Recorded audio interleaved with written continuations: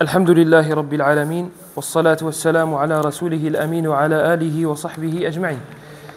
Alors on continue le livre de l'imam Al-Muzani rahimahullah ta'ala, tilmidh l'imam al-Shafi'i, l'élève de l'imam al-Shafi'i rahmatullahi alayhim jami'an. Ou nabda'u bihi. La fois dernière c'était une introduction. Aujourd'hui on va commencer à parler du contenu du livre, incha'Allah. بدأ المؤلف رحمه الله تعالى كتابه بالبسملة وذكر البسملة والحمدلة على ثلاثة أحوال. الحالة الأولى في الكتب، الحالة الثانية في الرسائل الخاصة، الحالة الثالثة في الخطب والمحاضرات والكلمات. فأما في الكتب فنقتدي بكتاب الله، وكتاب الله بدأه الله سبحانه وتعالى بالبسملة بعد البسملة الحمد لله. فعندما نكتب كتابا نبدأ بالبسملة ثم بالحمد لله، فنقول بسم الله الرحمن الرحيم الحمد لله رب العالمين اقتداء بكتاب الله. الحالة الثانية في الرسائل الخاصة، وعندنا فعل النبي صلى الله عليه وسلم وفعل نبي آخر ذكره الله سبحانه وتعالى في القرآن، وهو أحسنتم ما شاء الله إنه من سليمان وإنه بسم الله الرحمن الرحيم ألا تعلوا علي وأتوني مسلمين. وأما من فعل النبي صلى الله عليه وسلم فقد فعله مرات، يعني هذا في الرسائل الخاصة. الحالة الثالثة في الخطب والدروس والكلمات والمحاضرات، فحينئذ تكتفي بالحمدلة اقتداء بالنبي صلى الله عليه وسلم، فإنه كان يبدأ بالحمدلة ويكتفي بها. Donc je disais وهنا مشكلة لأن المؤلف بدأ بالبسملة فقط ولم يذكر الحمدلة، وقلنا بأن الكتب تبدأ بالبسملة والحمدلة، وسنحل الإشكال إن شاء الله. Donc, il y a trois cas lorsqu'on va évoquer la basmala, bismillah, bismillahir-rahmanir rahim, et alhamdulillahi rabbil alamin. On a trois cas différents. Le premier cas, lorsqu'on écrit un livre. Le deuxième cas, lorsqu'on envoie une lettre. Et la troisième, lorsqu'on fait un cours. Lorsqu'on écrit un livre, on fait comme le Coran. Le Coran, c'est un livre qui a été envoyé pas pour une personne en particulier, ça a été envoyé pour l'humanité. Donc lorsque tu écris un livre, c'est à l'image du Coran dans la façon de commencer. Et le Coran, il a été commencé par Bismillahir-Rahmanir-Rahim et Alhamdulillahi Rabbil Alamin. Donc lorsque tu écris un livre, tu commences par Bismillahir-Rahmanir-Rahim, Alhamdulillahi Rabbil Alamin. Le deuxième cas, c'est lorsque tu envoies une lettre à quelqu'un en particulier ou à des personnes bien particulières. Alors là, on se contentera de dire Bismillahir-Rahmanir-Rahim. Pourquoi ? Parce que c'est ce que faisait le prophète sallallahu alayhi wa sallam, et c'est ce que faisait un deuxième prophète qui est, on l'a dit en arabe, Sulayman. Qui est Sulayman. On va un petit peu plus corser la question. C'est dans quelle sourate là, cette histoire de Innahu Bismillahir Rahim, Nam, les fourmis. Le troisième cas, c'est lorsqu'on va faire un cours. Donc que ce soit un prêche du vendredi, que ce soit une conférence, que ce soit un petit rappel, alors là, on se contentera de dire Alhamdulillahi Rabbil Alamin et non pas la basmala. Pourquoi ? Parce que le prophète sallallahu alayhi wa sallam, ça nous a été rapporté qu'il a dit Alhamdulillahi Rabbil Alamin, mais qu'il n'a pas dit. Bien sûr, quand on dit Alhamdulillahi Rabbil Alamin, il y a plusieurs façons de faire. Mais il y a dhikrul hamd, il y a plusieurs mahamid, il y a plusieurs façons de le dire. Mais ça restera du hamd. Alhamd, ma huwa alhamd ? الحمد سنتكلم عن معنى الحمد بعد قليل إن شاء الله. لأنه ذكر الحمد بعد مقدمة. On va expliquer ce que veut dire الحمد un petit peu après Inch'Allah. Donc ça c'est les trois cas qu'on a. Mais ça ne voudra pas dire qu'il est interdit de dire Bismillahir-Rahmanir-Rahim dans les conférences. Et on ne dira pas c'est une bid'a, c'est une innovation, il n'a pas le droit. Là, al-akmal, le plus complet, c'est de faire comme il a fait le prophète sallallahu alayhi wa sallam. Mais ça ne voudra pas dire que c'est interdit de dire Bismillahir-Rahmanir-Rahim lorsqu'on commence un cours, ou bien lorsqu'on commence une khutbah, ou bien lorsqu'on commence un livre de ne pas dire Bismillahir-Rahmanir-Rahim, Alhamdulillahi Rabbil Alamin. وهذا هو صنيع الإمام البخاري في كتابه هو اكتفى بالبسملة وهو صنيع شيخه أحمد بن حنبل هو صنيع شيخه أحمد بن حنبل رحمه الله في المسند اكتفى بالبسملة وهو صنيع عبد الرزاق في المصنف الصنعاني اليماني. Donc il n'y a pas de mal dans le fait de se contenter de Bismillahir Rahmanir Rahim lorsqu'on écrit un livre par exemple. L'imam Ahmed, c'est ce qu'il a fait dans son Musnad. L'imam al-Bukhari, c'est ce qu'il a fait dans son Sahih. Et Abdul Razzaq al-San'ani, c'est ce qu'il a fait dans son livre Al-Musannaf. Pourquoi le Cheikh, rahimahullah, il s'est contenté de Bismillahir Rahmanir Rahim alors qu'on a dit que les livres, normalement, c'était le Basmala et le Hamdallah. لأن هذا الكتاب في حكم المراسلات الخاصة. Parce que ce livre-là, il a le jugement d'une lettre que tu vas envoyer à une personne bien précise. On avait dit dans l'introduction que de base, ça, c'était une réponse à une personne qui lui avait posé une question sur sa croyance. Quelqu'un est venu le voir et il lui a dit, voilà, quelqu'un lui a envoyé une lettre et il lui a dit, il y a des gens qui parlent sur ta croyance et qui disent que tu dévies, etc. Comme d'habitude, les gens qui parlent. Eh bien, lui, il a envoyé cette lettre-là, ce livre-là. Donc, huwa fi hukmi al-murasalat al-khassa. Donc, c'est comme si c'était un message, une lettre à quelqu'un de bien précis. Donc, ce sera le même jugement qu'une lettre. قال رحمه الله تعالى وهناك حديث عن رسول الله صلى الله عليه وسلم روي عن رسول الله صلى الله عليه وسلم وهو حديث عند ابن حبان في صحيحه من حديث أبي هريرة رضي الله عنه أن النبي صلى الله عليه وسلم قال كل أمر ذي بال لا يبدأ ببسم الله الرحمن الرحيم فهو أبتر فهو أجذم فهو أقطع. وهذا الحديث لا يصح عن رسول الله صلى الله عليه وسلم فإن له علل. العلة الأولى الجندي في سنده رجل اسمه الجندي وهو اتهم بالكذب. ثانيا قرة بن عبد الرحمن وهذا الراوي راو ضعيف ضعفه الإمام أحمد ويحيى. وثالثا اضطرب فيه على قرة ابن عبد الرحمن. على كل حال هذا بين قوسين اجعلوه فيه. قال رحمه الله عصمنا الله وإياكم بالتقوى ووفقنا وإياكم لموافقة الهدى. هنا المؤلف رحمه الله يبدأ بالدعاء للقارئ وهنا فائدتان. الفائدة الأولى أن هذا فيه انشراح الصدر عندما يدعو لك شخص بين يدي الكلام قبل أن يتكلم معك يقول لك حفظك الله أمتع الله بك يدعو لك فهذا فيه انشراح للصدر سوف تتقبل ما سيقوله لك وما سيخبرك به. فهذه هي الفائدة الأولى وقد فعله النبي صلى الله عليه وسلم كما جاء في الصحيحين من حديث أبي بكرة ليس أبي بكر أبي بكرة مع التاء مربوطة في آخره. قال في الصحيحين من حديث أبي بكرة رضي الله عنه أنه انتهى إلى النبي صلى الله عليه وسلم وهو راكع فركع قبل أن يصل إلى الصف فذكر للنبي صلى الله عليه وسلم فقال له النبي زادك الله حرصا ولا تعد فدعا قبل أن يعاتبه. Donc là l'auteur il nous dit عصمنا الله وإياكم بالتقوى qu'Allah nous préserve avec le fait de le craindre. Allah nous préserve avec le fait de se craindre. Donc il est en train d'invoquer ووفقنا وإياكم لموافقة الهدى et qu'il nous guide vers le fait de rester sur la droiture ou d'être guidé vers la droiture. Regarde, il n'a pas encore parlé. Il n'a pas encore exposé sa croyance. Et il t'a fait une invocation. La faïda, l'avantage et le bénéfice, c'est que tu vas plus accepter. Imagine-toi, quelqu'un il vient et te fait un reproche. Et avant de te faire le reproche, il te dit qu'Allah préserve tes parents, qu'Allah leur fasse miséricorde, qu'Allah te préserve mon frère. J'ai juste une petite remarque à te faire.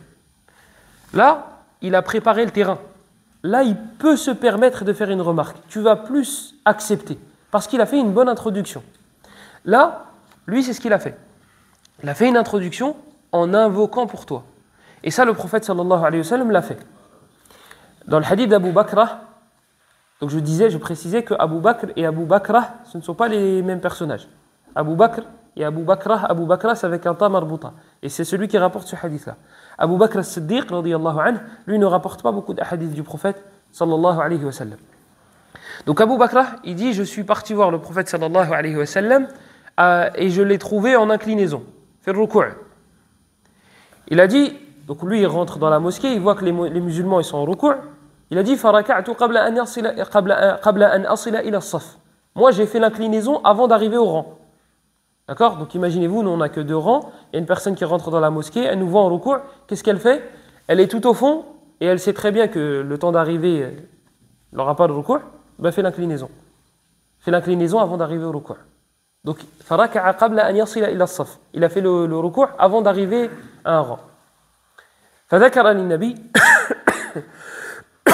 Donc le prophète sallallahu alayhi wa sallam a été informé de cela de la part d'Abu Bakr. Qu'est-ce qu'il lui a dit le prophète? Zadakallahu hirsan wa la ta'ud. Qu'Allah te rajoute de l'assiduité, mais ne recommence pas. Là, il l'a préparé pour qu'il puisse accepter le message. Il l'a préparé pour qu'il puisse accepter le message. Des fois, t'entends, moi j'ai déjà entendu, il y avait une discussion entre une personne et moi, et bon, on n'était pas d'accord sur un sujet. Il m'a dit Allah hidik. Je dis Amin. Il m'a dit tu t'énerves pas. Pourquoi tu veux que je t'énerve? Je m'énerve alors que tu viens de me faire une invocation. Allah hidik, c'est pas une insulte. Hein. Allah hidik, Allah te guide, on a tous besoin d'être guidés. Donc si tu dis Allah hidik, bah Amin. C'est bien d'être guidé. C'est ce qu'on cherche tous, non? Donc ça c'est la première ishara. Lorsque l'auteur nous dit Asamanallahu wa iyyakum bittaqwa, c'est le premier clin d'œil. C'est le fait de préparer le terrain à la chose qu'il va te donner. Et le deuxième clin d'œil, c'est qu'il fait allusion au fait qu'il y aura des tentations. Là, il te dit qu'Allah nous préserve. Donc là, ça fait allusion au fait qu'il y a des problèmes. Il y a des problèmes. Si tu me dis, ouais, je vais passer par là, par la cité, etc., je te dis, fais attention. Fais attention, ça veut dire quoi? Ça veut dire que tu sais qu'il y a un danger potentiel. Là, lui, il est en train de te dire, juste avant de te parler, qu'Allah nous préserve. Donc, il est en train de te dire, il y a un problème. Et oui, il y a un problème. Parce que ce qu'il va t'annoncer juste après, c'est des sujets où il y a eu des grosses disputes. Des grosses disputes entre des groupes, des tawa'if, des musulmans qui s'affilient à l'islam, qui s'affilient tous à l'islam. Donc, il est en train de te préparer au fait que, là, je vais te parler de sujets un peu, comment ils disent, houleux, dangereux. Des sujets qui ont fait couler, malheureusement, pas que de l'encre, mais du sang.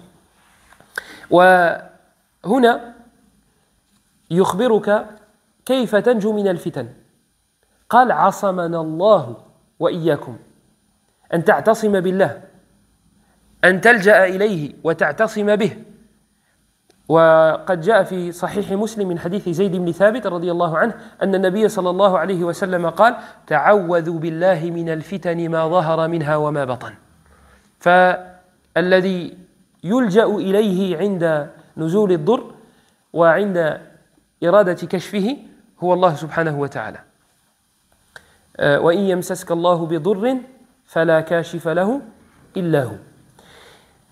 Et là, il te donne la solution. Et on a dit qu'il a fait allusion aux problèmes, aux tentations, aux fitan. Vous savez ce mot fitan, fitna? Les savants ont donné 17 définitions différentes. 17 définitions au mot fitna. Et toutes ces définitions-là sont tirées du Coran. Sauf que ça dépendra du contexte. Des fois, le fitna, ça veut dire shirk. Des fois, ça veut dire le meurtre, etc. Et ce qui est répandu aujourd'hui, c'est les tentations. Quand on utilise le mot fitna, on l'utilise pour le terme tentation. Et ici, c'est ce qui est voulu. C'est tentation, les épreuves. Les tentations et les épreuves. Donc, il te dit comment y remédier, comment être préservé. Comment? En allant vers Allah, en se réfugiant vers Allah. Asamanallahu wa iyyakum bittaqwa. At-taqwa ma hiya? قالوا اتخاذ العبد وقاية بينه وبين ما يخشاه بامتثال خطاب الشرع. La crainte d'Allah, comment ils l'ont définie? Il faut faire attention parce qu'il y a la peur d'Allah et la crainte d'Allah. En arabe, il y a une différence. Al-khawf ou al-khashiyah. Ils disent que le khawf, c'est quelque chose dont tu as peur, mais tu n'as pas de connaissance. Tu as peur. Tu ne sais pas ce qui va arriver. Tu ne sais pas ce qui va se passer. Ça, le terme qu'on utilisera, c'est le mot khawf. Par contre, al-khashiyah, non. Al-khashiyah, al-khawf مع العلم. ولذلك عندما وصف الله عز وجل العلماء قال إنما يخشى ولم يقل إنما يخاف. إنما يخشى الله من عباده العلماء لأن العلماء عندهم خوف مع علم فصارت خشية. Donc al-khashiyah, la crainte, c'est de la peur mélangée avec de la science. Et ça devient al-khashiyah. Al-khawf, la peur, Il n'y a pas de science. Il a peur. Il a peur. Il ne sait pas de quoi il a peur. Il a peur. Il ne connaît pas les conséquences. Donc, qu'est-ce que c'est at-taqwa? C'est le fait de craindre, de mettre un rempart entre toi et ce que tu crains. La taqwa, c'est ça. C'est le fait de mettre quelque chose, de mettre un rempart entre toi et ce que tu crains. Et religieusement parlant, du coup, quand on parle de taqwa, c'est le fait de mettre un rempart entre toi et l'enfer. Comment? En adorant Allah et en essayant d'éviter ses interdits. C'est ça le taqwa. وَهَؤُلَاءِ هُمُ الْمُتَّقُونَ. قال رحمه الله: أما بعد فإنك سألتني أن أوضح لك من السنة أمرا تصبر نفسك على التمسك به وتدرأ به عنك شبه الأقاويل وزيغ محدثات الضالين وقد شرحت لك منهاجا موضحا لم آل نفسي وإياك فيه نصحا بدأت فيه بحمد الله ذي الرشد والتسديد. Il dit qu'on lui a demandé d'écrire une réponse dans laquelle il va éclaircir sa croyance, ce à quoi il s'affilie. Il a dit an udiha laka min as-sunnah. Kalimatu as-sunnah hadihi. Ma al-murad minha. Ici, il a dit je vais évoquer, je vais mettre en évidence la sunna. Mais qu'est-ce qui est voulu par sunna? Aujourd'hui, 97% des musulmans, peut-être un peu plus, lorsqu'on leur dit sunna, ils pensent que c'est quelque chose qui n'est pas obligatoire. C'est sunna. C'est sunna. Là, c'est sunna, cette définition-là, chez les fuqaha, oui. Lorsque tu ouvres les livres de jurisprudence, ils te disent hada wajib, hada sunna. Oui, eux, ils veulent dire que c'est pas obligatoire. Mais selon le contexte, tu comprendras que ce n'est pas forcément ça qui est voulu. Dans les livres de croyance comme celui-là, la Kutub al-Aqaid, السنة يعني الطريقة، يعني طريقة النبي صلى الله عليه وسلم، فتشمل الفرائض وتشمل الفرائض وتشمل النوافل وتشمل غير ذلك، يعني طريقة النبي صلى الله عليه وسلم على وجه العموم. Lorsqu'on parle de sunna dans les livres de croyance, en général, ça fait référence, pas en général, enlevez le mot général, ça fait référence à la tariqa, à la façon de faire du prophète sallallahu alayhi wa sallam, et non pas aux choses surérogatoires. Les choses surérogatoires, ça c'est dans les livres des jurisconsultes. Les fuqaha, lorsqu'ils disent sunna, ils veulent dire que c'est pas obligatoire.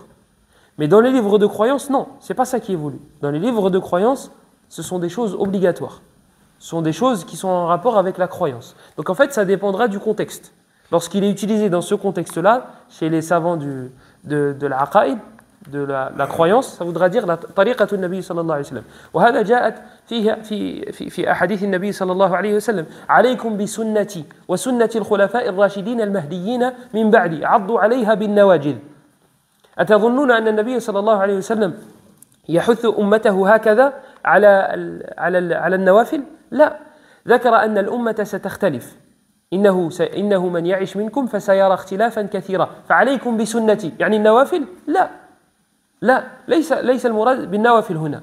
عليكم بسنتي يعني طريقتي وسنة الخلفاء الراشدين يعني طريقتهم رضي الله عنهم. وهذا في السنن من حديث العرباض بن سارية، وجاء في صحيح مسلم عن جرير بن عبد الله البجلي رضي الله عنه أن النبي صلى الله عليه وسلم قال من سن في الإسلام سنة حسنة فله أجرها، يعني الطريقة.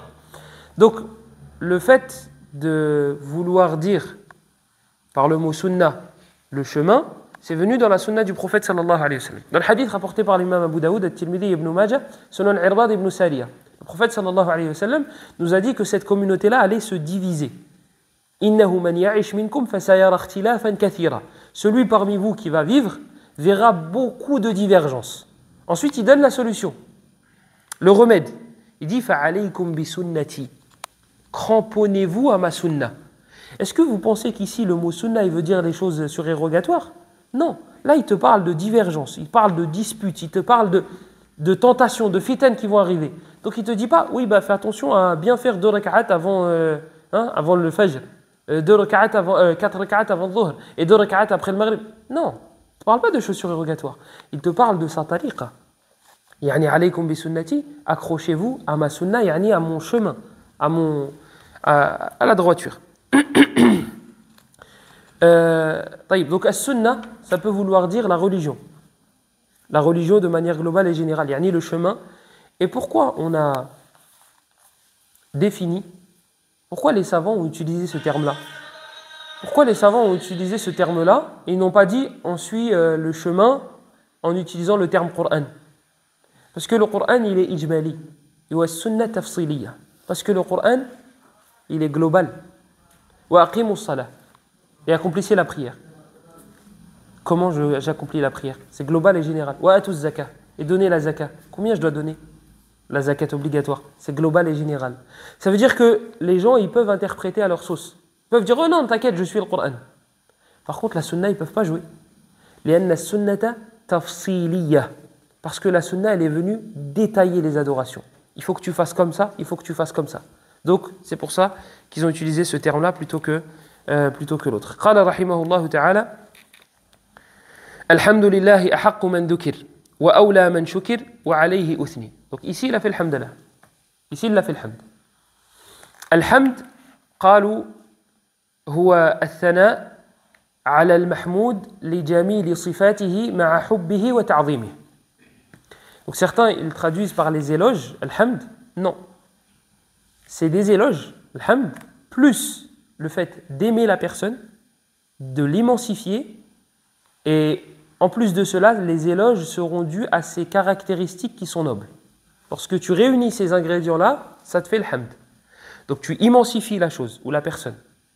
Tu l'aimes et tu la loues pour ses caractéristiques. Et toutes ces choses-là sont réunies chez Allah.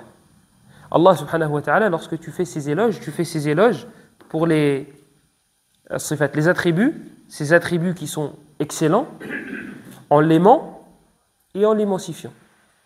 Voilà pourquoi on fait le hamd pour Allah subhanahu wa ta'ala. Le reste, imaginez-vous une personne, elle rentre chez un roi et elle fait ses éloges. Elle dit toi tu es, toi tu es, toi tu es, toi tu es. Mais à l'intérieur d'elle, elle la déteste. Elle fait ça pour des biens mondains. On ne pourra pas dire elle a fait le hamd parce qu'elle ne l'immensifie pas et elle ne l'aime pas. On va dire athna. Tu as fait des éloges. Athna. Amma al-hamd, il faut les ingrédients qu'on a cités précédemment. قال الحمد لله أحق من ذكر وأولى من شكر وعليه أثني. الشكر, le fait de remercier Allah. Regardez le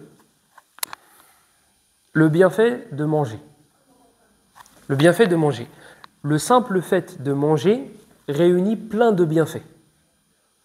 Donc, déjà, premièrement, il faut la nourriture. Ce n'est pas donné à tout le monde. Il y a des gens qui ne peuvent pas manger, qui n'ont pas les moyens de s'acheter à manger. Il y en a qui, pour qui la nourriture n'est pas facilitée, etc., etc. Donc, toi, tu as ce bienfait-là. Le fait d'avoir la nourriture à portée de main. Deuxième, tu peux l'acheter. Troisième, et il est très important celui-là, qui a autorisé à ton corps d'accepter la nourriture? Parce qu'il y a des gens qui mangent, il y a des gens qui peuvent acheter à manger. Il y a des gens qui trouvent de la nourriture. Mais leur corps n'accepte pas la nourriture. Ils n'arrivent pas à digérer. Ça existe. Il y a des gens qui ont des maladies, ils ne peuvent pas digérer. Donc manger, c'est un adab pour lui. S'il mange, c'est un châtiment pour lui. Donc Allah, il t'a facilité la nourriture dans ton pays. Il t'a facilité de l'argent pour que tu puisses l'avoir. Et il t'a facilité le fait de pouvoir manger cette nourriture. C'est fini? C'est pas fini. Si cette nourriture-là reste dans ton ventre, tu risques d'en mourir. Tu risques de faire des infections. Tu risques. Il y a des gens qui peuvent manger, qui ont ces trois bienfaits-là, mais ils ne peuvent pas faire sortir hashakum la nourriture. Et ils sont obligés de passer par des opérations ou des sondes, etc., etc. Toi, Allah il t'a réuni tous ces bienfaits. Tu as le pain devant toi. Tu le mâches, tu l'avales et tu vas, akramakumullah, aux toilettes. Tous ces bienfaits-là, réunis en quelques secondes. Là, on pourrait se dire, qu'est-ce qu'Allah va nous demander pour le remercier? Quelle est la chose qu'on va devoir faire? Dans le recueil de l'imam Muslim, selon Anas ibn Malik, radiyallahu anhu, le prophète sallallahu alayhi wa sallam nous dit Inna Allah, انظروا إلى رحمة الله إن الله لا يرضى عن العبد أن يأكل الأكلة فيحمده عليها أو يشرب الشربة فيحمده عليها. هذا يكفي أن تحمد ربك على هذه الأكلة وعلى هذه الشربة. أن تحمد ربك. On pourrait se dire, il y a besoin de faire il va falloir faire des aumônes, va falloir faire des sadaqas, va peut-être falloir faire des prières surérogatoires. Non. Le prophète sallallahu alayhi wa sallam, il te dit dans le recueil de l'imam Muslim, selon Anas ibn Malik, radiyallahu anhu, il te dit, Allah est satisfait de son serviteur lorsqu'il mange et qu'il dit alhamdulillah, et lorsqu'il boit et qu'il dit alhamdulillah. Tous ces bienfaits-là qui sont réunis et il a fallu du temps pour tous ces bienfaits-là. Qui est-ce qui t'a fait le pain? Qui est-ce qui te l'a ramené? Qui est-ce qui te l'a... En 2 secondes, tu l'as mangé, tu l'as digéré, tu l'as. Et ce bienfait-là, tous ces bienfaits-là, juste tu dis alhamdulillah, c'est bon. Juste tu dis alhamdulillah, c'est bon. Tu as remercié Allah, et c'est même pas tu as remercié Allah, c'est en plus de ça, Allah il est satisfait.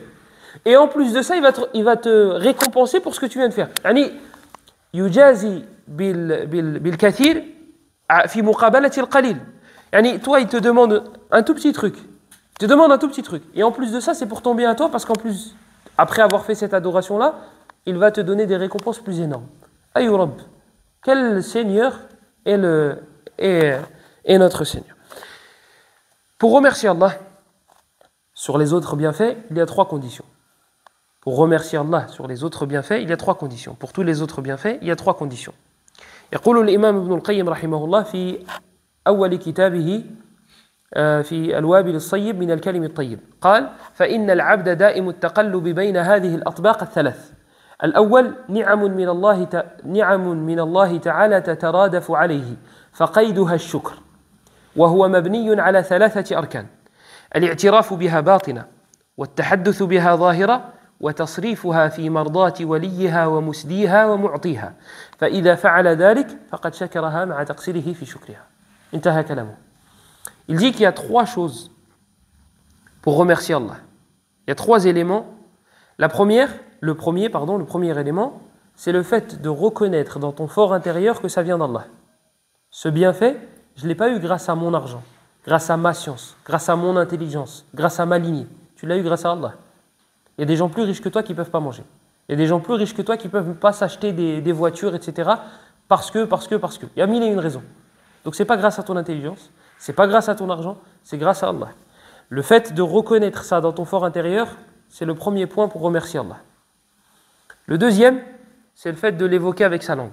Alhamdulillah, Allah il m'a donné ça. Alhamdulillah, Allah il m'a donné ça. Bien sûr, on ne va pas le dire devant n'importe qui. Si tu vas dire devant quelqu'un qui ne t'aime pas, ou quelqu'un qui t'envie, tu vas dire, Alhamdulillah, moi Allah il m'a donné une femme, lui il n'a pas de femme. Et lui il t'aime pas. Alhamdulillah, Allah il m'a donné une femme, en plus j'ai 2 enfants magnifiques avec elle, en plus je m'entends bien avec elle. Tu es en train de décrire la vue à un aveugle. Tu es en train de lui dire, c'est trop bien de voir en fait. Et sachant qu'il te déteste. Donc, ou bien qu'il t'envie. Donc le fait de remercier Allah avec sa langue, on ne le fait pas devant n'importe qui. On le fait devant des gens qui ne vont pas t'envier.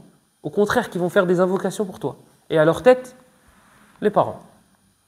Les parents ne vont pas t'envier. Ils ne vont pas avoir du hasad. Ils vont dire, ah punaise, lui là, moi j'ai pas. Ta mère, elle pourrait enlever des trucs qu'elle a à elle pour te les donner à toi, pour que toi tu les aies. Donc tes parents, ils vont normalement invoquer pour toi en ta faveur et ne pas t'envier. Et le troisième, et c'est le plus difficile, c'est le fait de mettre ce bienfait-là dans l'obéissance d'Allah. Allah, il t'a donné une voiture, par exemple. Tu vas vers les endroits qu'Allah aime. Tu ne vas pas vers les endroits qu'Allah interdit. Allah, il t'a donné de l'argent. Tu le dépenses soit dans le halal, donc c'est ni haram ni une adoration, ou bien tu le dépenses dans les choses qu'Allah aime. Et ainsi de suite. Vous faites la même chose sur tous les bienfaits. Ça, c'est le point le plus dur. C'est le point le plus difficile. Remercier Allah avec sa langue, ça va. Le fait de le reconnaître dans son fort intérieur, ça va. Troisième, c'est comme Urwa ibn Zubayr, rahimahullah. Urwa ibn Zubayr, je l'avais déjà raconté, il avait eu la gangrène. Et c'était au niveau de son pied, et ils lui ont dit, écoute, il faut couper ton pied. Quand il est arrivé auprès du médecin, il lui a dit, c'est la jambe, c'est arrivé au genou. Urwa ibn Zubayr, il fait partie des premières générations. Hein. Donc il n'y a pas d'anesthésie, ni générale, ni locale. Il n'y a rien du tout. Et il n'y a pas de machine qui va couper sec. On va devoir couper la chair, etc., etc., etc. Donc ils lui ont dit, ouais, c'est monté la jambe, il faut couper jusqu'au genou. Il a dit couper. Il a coupé. Quand ils sont venus pour couper, ils lui ont dit, écoute, le médecin il lui a dit, écoute, prends une boisson alcoolisante, une boisson enivrante, pardon. Comme ça, ta raison, elle va être altérée, et tu vas moins sentir la douleur. Il a dit subhanallah, une épreuve d'Allah, je vais aller me réfugier avec quelque chose qu'Allah a rendu haram. Yani Allah il me teste. Allah il me teste. Lors du test, je vais aller vers quelque chose de haram et c'est pas logique. Justement, il me teste, il va voir si je suis patient ou pas. أحسب الناس أن يتركوا أن يقولوا آمنا وهم لا يفتنون ولقد فتنا الذين من قبلهم فلا يعلمن الله الذين جاهدوا من فلا يعلمن الله الذين صبروا ولا يعلمن المجاهدين لا فلا يعلمن الله الذين صبروا ولا يعلمن الصابرين. Allah, je me rappelle plus de la fin du verset. على كل حال. Donc on va les éprouver. On a éprouvé ceux qui sont venus avant eux. Vous pensez qu'on va vous lâcher vous? Vous aussi on va vous éprouver. Taïb. Urwa ibn Zubayr, pas d'alcool. Pas de boisson qui va altérer ma raison. Coupez-la quand je serai en prière. Donc il a fait le takbir et ils ont commencé à couper. Donc je vous laisse imaginer. Prenez quelque chose qui est aiguisé et imaginez-vous la scène avec un doigt. Avec un doigt. Prenez le plus petit si vous voulez. Le moins large, le moins. Prenez le petit doigt et imaginez-vous. Pas coupez-le. Imaginez-vous qu'on le coupe. Imaginez-vous maintenant une jambe. Comment c'est épais, comment c'est. Les rapporteurs de l'histoire ils disent Ma sami'na lahu hissan. On n'a pas entendu aïe. On n'a pas entendu aïe. Il s'est évanoui, bien sûr. Toi et moi, on se cogne le petit doigt du pied avec le meuble. On réveille toutes les insultes possibles. Après, on dit Alhamdulillah. Mais quel Alhamdulillah? Ça y est. Innama as-sabru 'inda as-sadmati al-ula. La patience, c'est lors du premier choc. C'est pas après Alhamdulillah. Comme dans Sahih Muslim, quand le prophète sallallahu alayhi wa sallam est passé près d'une femme qui était en train de pleurer sur son sur son fils qui était mort. Le prophète sallallahu alayhi wa sallam lui a dit Ittaqillaha wasbiri. Crains Allah et patiente. Elle lui a dit Ilayka anni. Laisse-moi tranquille. Innaka lam tusab bi musibati. Tu n'as pas été touché par ce par quoi moi j'ai été touché. Elle ne savait pas qui a parlé. Elle ne savait pas qui a parlé. En fait, il n'a rien dit. Elle lui a pas dit, hey, tu sais à qui tu parles? Moi, je suis Mohammed, sallallahu alayhi wa sallam. Moi, je suis. Il est parti. Les compagnons, ils ont entendu ça. Ils se sont dit, tu sais à qui tu as parlé là? À qui tu t'es adressé? Elle dit, c'est Mohammed. Elle dit, je ne savais pas. Et elle est partie s'excuser. Le prophète, il lui a dit, Innama as-sabr 'inda as-sadmati al-ula. Il dit, la patience, c'est lors du premier choc. C'est lorsqu'on t'annonce la nouvelle. C'est lorsque tu te cognes le petit doigt de pied. Vous avez vu nos épreuves aujourd'hui? C'est ça nos épreuves. Urwa ibn Zubayr, il se fait couper la jambe. Nous, on se cogne le petit doigt de pied. C'est à vous dire le degré de foi, comment il est différent. Taïb, Urwa ibn Zubayr, donc il lui coupe la jambe. Il s'est évanoui. Et quand il se réveille, ils lui disent « Azzamallahu ajrak ». Donc la dua de quelqu'un qui a perdu quelque chose. Il dit « Vous parlez de ma jambe ». Il dit « Ça y est, ma jambe, ihtasabtuha ala Allah ». Il a dit « Ça y est, je me suis dit qu'Allah il allait me récompenser, j'ai patienté ». Ils lui ont dit « Non, ton fils il est mort. Ton fils il est mort ». Il a levé les mains, il a dit « Ya Allah, tu m'as donné 7 enfants, tu n'en as pris qu'un seul. Falak alhamd ». Il lui a dit « Et tu m'as donné 4 membres, 2 bras, 2 jambes. » Il a dit « Tu n'en as pris qu'un seul. Falak alhamd ». Il a remercié Allah. Et c'est vrai. Combien de fois il t'a donné? S'il te retire une fois, il est où le problème? Sachant que c'est à lui, ça ne t'appartient pas. C'est un dépôt. Donc, s'il t'enlève, combien de fois il t'a donné? Combien de fois il t'a donné? Toi, si tu donnes, tu donnes quelque chose à ton enfant, tu sais très bien que ça t'appartient. Tu veux le récupérer, le stylo, tu le récupères quand tu veux. Tu lui en donnes 10 000. Tu dis, ah vas-y, tu sais quoi, je vais en récupérer un. Qu'est-ce que ça fait 10 000? Qu'est-ce que ça fait 1 sur 10 000? Combien de bienfaits Allah il nous donne jour et nuit? Nataqallabu fiha. On se tourne matin, midi et soir dans les bienfaits d'Allah. Si t'en enlèves un, pourquoi tajza' wa tasrukh? Pourquoi tu cries? Pourquoi moi? Mazloum, miskin? Non, pas miskin. Donc, alhamdulillah, c'est la parole de ceux qui veulent remercier Allah. Et on a dit qu'il y avait 3 étapes pour pouvoir remercier Allah subhanahu wa ta'ala. Je ne sais pas combien de temps ça fait. قال رحمه الله الواحد الصمد ليس له صاحبة ولا ولد جل عن المثيل فلا شبيه له ولا عديل السميع البصير العليم الخبير المنيع الرفيع. Ici, l'auteur rahimahullah, il a commencé Donc là, ça y est, il commence à rentrer dans le vif du sujet. Il n'y a plus d'introduction. Il nous dit Al-Wahid as-Samad. Laysa lahu sahibatun wala walad. Tout ça, ce sont des attributs d'Allah, des noms d'Allah, pardon. Des noms d'Allah desquels on va tirer des attributs. Pourquoi il commence à nous parler directement des noms et des attributs d'Allah? Parce que c'est là où il y a eu des batailles. Bataille, c'est une image. C'est là où il y a eu des différends. C'est là où il y a eu des divergences. Il y en a, il va te dire, non, Allah il dit dans le Coran qu'il a des mains. Non, c'est pas une main, c'est la force. Non, c'est pas la main. Allah dans le Coran il dit qu'il entend. Non, il n'entend pas. En fait, il voulait dire autre chose. C'est là. Et toi, tu imagines, tu vas chez le médecin, tu lui dis j'ai mal à la tête, il regarde ton pied. Tu dis j'ai mal à la tête. Et lui, il regarde le pied. Il va te dire non, mais je sais que tu as voulu dire le pied. Ben non, si je voulais dire le pied, j'aurais dit le pied. Mais moi, je t'ai dit j'ai mal à la tête. Là, regardez, les gens, Allah il dit dans le Coran qu'il a des mains. Et je dis non, il n'a pas de mains, ça veut dire la force. C'est exactement la même chose. Et pourquoi il n'a pas dit la force alors? Toi, tu sais mieux t'exprimer qu'Allah. S'il avait voulu dire la force, il aurait dit la force. Il a dit les mains. Donc pourquoi on va chercher une interprétation et dire non, Allah, il n'a pas de mains. Il voulait dire la force. Quand Allah il nous dit qu'il est sur son trône. Non, il n'est pas sur son trône. En fait, Allah, il est partout. Pourquoi il n'a pas dit qu'il était partout? Pourquoi il a dit qu'il était sur son trône? Regardez. C'est basé sur une règle philosophique. Et 90% des sectes sont sortis à partir de ça. Ils ont dit non. Allah, on ne le fait pas ressembler à ses créatures.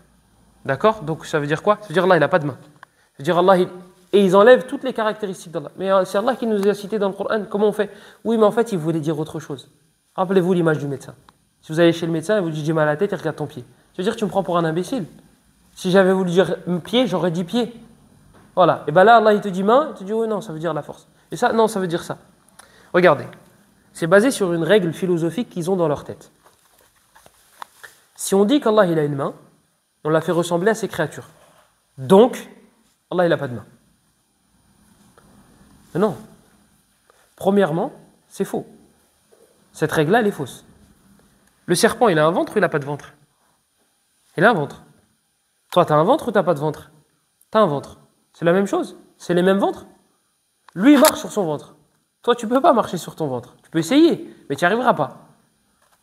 Ça s'appelle ventre, ça s'appelle ventre. Mais ce n'est pas la même chose. Donc Allah, il a une main. Nous, on a une main. Mais ce n'est pas la même chose. La même chose, elle est où? Dans l'appellation. Dans l'appellation. Un autre exemple. Ces gens-là qui disent non, Allah, il n'a pas d'attribut. Alors que c'est dans le Coran. Tu lui dis, est-ce qu'Allah, il est vivant? Tu dis, bah oui. Est-ce qu'Allah, il existe? Tu dis, bah oui. Bah non, il n'existe pas. Avec ta règle à toi, il n'existe pas.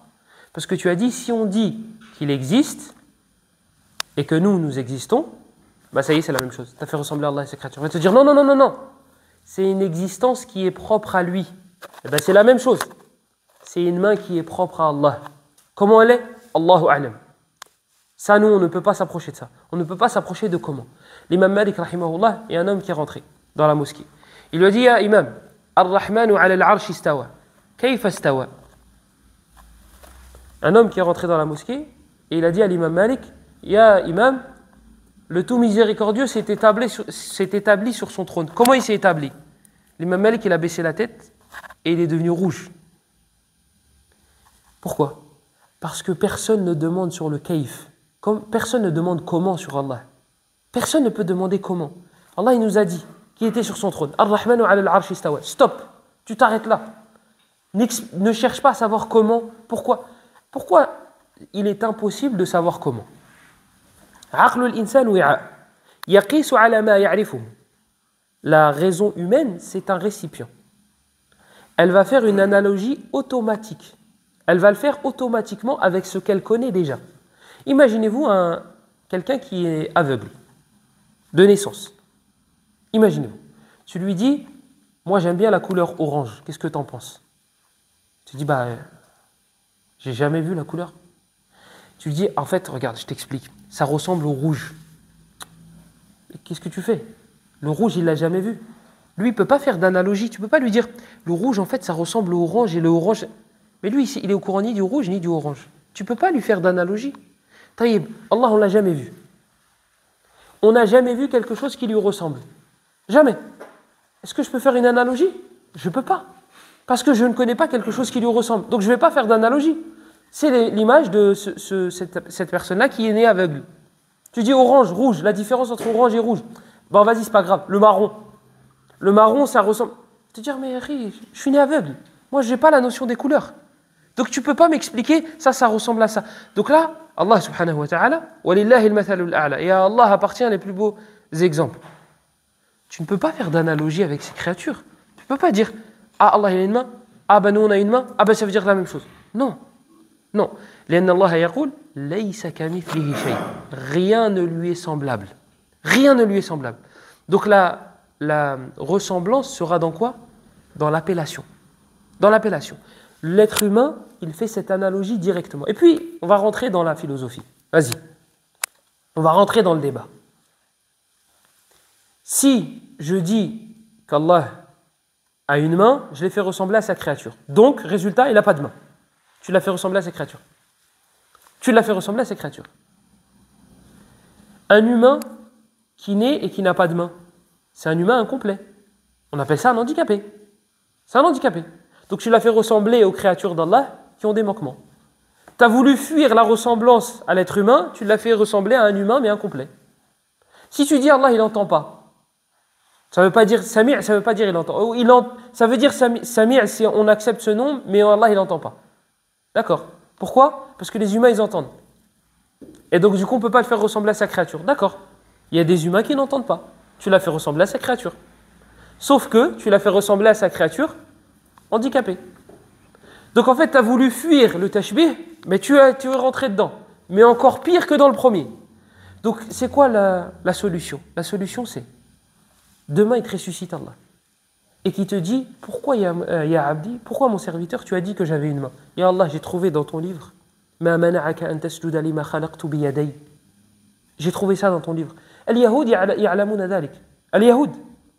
وقالت اليهود يد الله مغلولة غلت أيديهم ولعنوا بما قالوا. اليهود يعلمون ذلك. Les juifs ils savent qu'Allah il a une main. Et eux-mêmes ils le disent. Iblis, il a attribué à Allah des attributs. Il a reconnu ses attributs. فبعزتك لأغوينهم أجمعين. العزة. Donc, si moi demain Allah il me ressuscite et il me dit pourquoi tu as osé dire que j'avais une main? Et Allah, j'ai trouvé dans ton livre que tu as dit Ma mana'aka an tasjuda lima khalaqtu biyaday. Tu as dit à Iblis dans ton livre, tu nous l'as raconté à nous. Qu'est-ce qui t'a empêché de te prosterner pour ce que j'ai créé de mes deux mains? Tu l'as dit dans ton livre. Voilà pourquoi j'ai dit ça. Deuxième image, l'autre qui dit non Allah il n'a pas de main. Non Allah il n'entend pas. Non Allah il ne voit pas. Il le ressuscite. Mon serviteur, pourquoi tu as dit ça? Non parce qu'en fait Allah je voulais pas te faire ressembler à ta créature. Mais je l'ai dit dans mon livre. J'ai dit dans mon livre que j'avais une main et que j'avais ça et que j'avais ça et que j'avais... Oui, mais en fait, je voulais pas te faire ressembler à tes créatures, donc j'ai tout enlevé. Voilà, j'ai tout retiré. Ayyu hujja. Quel argument tu auras en face d'Allah? Et puis si Allah il n'avait pas voulu mettre ces versets-là, il les aurait pas mis, tout simplement. Donc, ça c'est... Prenez cette règle-là et gardez-la en tête. C'est que les noms et les attributs d'Allah, on les prend. On ne peut pas les rejeter. C'est Allah qui nous les a donnés dans son livre. C'est le prophète sallallahu alayhi wa sallam qui nous les a donnés. On ne peut pas les rejeter. Donc qu'est-ce qu'on fait? On les garde. Par contre, on ne peut pas les interpréter. On ne peut pas. Comme je vous ai dit, on a besoin de faire une analogie. On aura besoin de quelque chose qui ressemble. Et comme rien ne ressemble à Allah, eh bien on ne peut pas expliquer comment, etc. Et ça, l'histoire de Al-Wi'a, l'histoire du récipient avec l'être humain, l'humain il fait une analogie automatiquement. Ça, c'est quelque chose qu'on fait instinctivement, directement. Vous avez un ami qui vous appelle du Sénégal et vous dit « je suis en train de manger ». Vous allez vous imaginer des nouilles. Vous n'allez pas vous imaginer des nouilles. Vous allez vous imaginer un plat africain. Maintenant, vous avez un ami chinois. Il vous appelle, il vit en Chine. Il vous appelle, il dit « je suis en train de manger ». Vous allez vous imaginer un mafé? Vous allez vous imaginer des nouilles. Pourquoi? Parce que votre raison, elle a fait directement le lien avec ses origines, son pays. Là, Allah subhanahu wa ta'ala, on n'a aucune information sur la ressemblance, sur le kayf, sur comment. Donc il n'y a pas à faire d'analogie. Le cerveau, tu le bloques. Comment? Stop, je ne peux pas. Parce que je n'ai rien sur quoi calquer et sur quoi je vais me référer. Et sachez que ces choses-là, là, personne parmi les pieux prédécesseurs, parmi les compagnons du prophète sallallahu alayhi wa sallam, parmi les élèves des compagnons du prophète sallallahu alayhi wa sallam, personne n'a divergé. La divergence, elle est venue après. Et juste ça, normalement, ça devrait être un indicateur pour nous dire que c'est ceux qui sont venus après le problème. Pourquoi Abu Bakr, il n'a jamais dit au prophète sallallahu alayhi wa sallam, Ar-Rahmanu ala al-arsh istawa, kayfa istawa? Yadullah, kayfa yadullah? Pourquoi ils n'ont jamais demandé au prophète sallallahu alayhi wa sallam? Parce que pour eux, c'était quelque chose de normal. C'était quelque chose de normal. Allah, il a une main, khalas, on s'arrête là. Comment, etc. Ça, on ne peut pas. Naam, Ben Israël. Naam. Donc, on s'arrête là. Il y a un débat qu'il y a eu, parce que comme je vous ai dit, ce sujet-là, le nom et les attributs, c'est de là où les sectes sont sortis. La majorité des sectes qui s'affilient à l'islam sont sortis de là. Et malheureusement, maintenant, avec les réseaux sociaux, c'est parti pour un tour. Une, elle met un chiffon sur sa tête, c'est un voile pour elle. Elle te met un chiffon, une serviette sur sa tête, et elle te dit, allez, vous avez plein d'appellations possibles. Vous avez les wahhabites, vous avez ça, vous avez ça. Les wahhabites, ils disent que Allah, il a des noms, il a des attributs, et il faut ressembler Allah à sa créature. Non, Allah, il ne ressemble pas à sa créature. Et elle vient avec son baratin, et elle te dit, Allah, il ressemble à rien. En fait, il n'y a aucune différence entre un mur et Allah chez eux. Allah, il n'a pas d'attributs. Allah, il ne se met pas en colère. Donc, ghayril maghdubi alayhim, Allahu a'lam de qui Allah il parlait. An'amta alayhim, Allahu a'lam de qui il parlait. Il n'a pas d'attributs. C'est un mur. C'est une statue. La statue, elle n'entend pas, elle ne voit pas. Comme il a dit Ibrahim alayhi salam à son père. Ya abati, lima ta'budu ma la yasma' wa la yubsir wa la yughni 'anka shay'a. Mais c'est la même chose. Vous dites Allah, il n'a pas de nom, il n'a pas d'attributs. C'est un mur. C'est une statue. Elle est où la différence? Donc, vous avez des gens qui sortent sur les réseaux sociaux et qui mettent ça en avant. Ils disent, non, Allah, il ressemble à rien. On ne peut pas le faire ressembler à ses créatures. Donc, Allah, il n'a pas de main. Donc, Allah, il n'entend pas. Donc, Allah, il ne voit pas. Donc, Allah, il n'a pas. D'accord. L'humain, il est plus complet que leur Seigneur à eux. Il est plus complet. Parce que nous, on entend et on voit. Même si c'est limité, au moins, on entend un petit peu ou on voit un petit peu. L'humain, il est plus complet que leur Seigneur à eux. Ta'ala Allahu amma yaqulu adh-dhalimun. C'est leur Seigneur à eux. C'est pas Allah. Il y a eu un débat entre Ishaq ibn Rahawayh. Ishaq ibn Rahawayh, c'est un des copains de l'imam Ahmed ibn Hanbal. Rahmatullahi alayhim, jami'an. Ishaq ibn Rahawayh, c'est, dans la mémorisation, c'est le summum. Vous ne pouvez pas faire mieux. Shafi'i, rahimahullah, Muhammad ibn Idris al-Shafi'i, l'imam al-Ma'rouf, lorsqu'il allait au marché, il mettait ses doigts dans ses oreilles. Pourquoi? Parce qu'il retenait tous les prix. Il retenait tous les prix des trucs. Donc vous imaginez sa mémoire? Il retenait tous les prix alors qu'il les entendait une fois. Et bien Shafi'i, il a rencontré Ishaq une fois. Ils se sont rencontrés. Shafi'i dit à Ishaq, il dit لو كنت أحفظ كما تحفظ لغلبت أهل الدنيا. Shafi'i dit à Ishaq, il dit moi si j'avais ta mémoire, j'aurais appris les sciences mondaines pour battre les gens de la vie d'ici-bas. Donc Shafi'i, il dit que Ishaq, il a une bête de mémoire. Alors que Shafi'i, vous venez d'entendre sa mémoire. Et bien Ishaq ibn Rahawayh, une fois il y a un innovateur qui interprète justement les noms et les attributs d'Allah, qui a voulu débattre avec Ishaq. Il a mal choisi son adversaire. Très mal. Donc ils vont devant un gouverneur, parce que le gouverneur, si tu arrives à le convaincre, ça y est. Pour le reste des gens, c'est foutu. Il va leur imposer, il va les forcer. Donc c'est vraiment catastrophique. Et on va le voir, Inch'Allah, avec l'histoire de l'imam Ahmed, rahimahullah, plus tard. Comment ça s'est passé justement parce que le gouverneur a été convaincu par un des shayatines parmi les humains. Donc l'homme il a dit viens on va débattre. Donc on va débattre devant le gouverneur.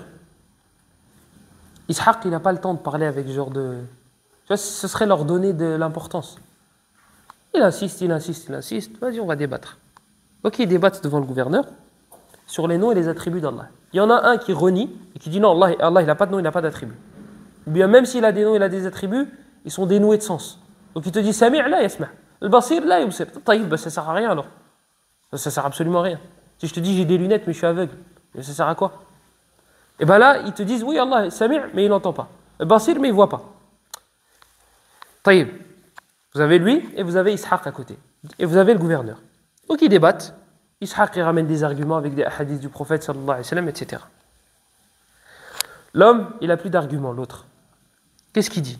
Il dit, moi, je sais que tel savant est d'accord avec moi. Tel savant, il est mort. mais il a un livre. Ishaq, il dit, c'est pas vrai. L'autre, il dit si. Ishaq, je vous rappelle qu'il n'a pas prévu de débattre. Il n'a pas prévu de débattre. Il dit au gouverneur, ramène tel livre. Il lui a donné le titre d'un livre.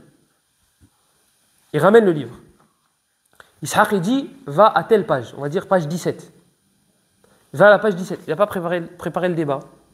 Il dit, va à la page 17. Il dit, compte 4 lignes.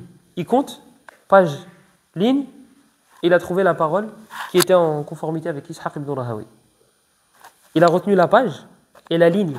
Et il n'avait pas prévu le débat. Et c'est pas un Coran, c'est le livre d'un savant. Je vous ai dit, il avait mal choisi son adversaire. À la fin, l'autre, comme on dit, il avait le seum. Donc il a dit, ouais, moi je ne crois pas en un Seigneur qui descend et qui monte. Parce qu'Allah, il descend au dernier tiers de la nuit et il tend sa main pour dire qui est-ce qui veut me demander pardon, qui est-ce qui veut se repentir, etc. Donc l'autre, avec le seum, il dit, ouais, moi je ne crois pas en un Seigneur qui monte et qui descend. Ishaq, il lui dit, Amma ana fa'uminu bi rabbin yaf'alu ma yasha. Il dit, moi, quant à moi, je crois en un Seigneur qui fait ce qu'il veut. T'es qui, toi, pour dire, moi, je crois pas en un Seigneur qui fait ça, et qui fait ça, et qui fait ça. Si t'as dit, il le fait. Qu'est-ce que t'es? C'est même pas qui t'es. C'est pas man ant, c'est ma ant. C'était qui? Dénoué de raison. Man, c'est pour quelqu'un qui a une raison. On dit, c'est qui? Non, là, c'est quoi? T'es quoi pour dire, Allah, il fait ça? Non, je crois pas. Allah, il fait ça? Non, ça, j'y crois pas. Une goutte de sperme, et là, on a le Seigneur de l'univers. Et tu dis, lui, il dit à lui, ouais, non, moi, je crois pas. Si tu fais ça, non, moi, j'y crois pas. Ya subhanallah. هذا والله أعلم وصلى الله وسلم وبارك على نبينا محمد وعلى آله وصحبه أجمعين وبارك الله فيكم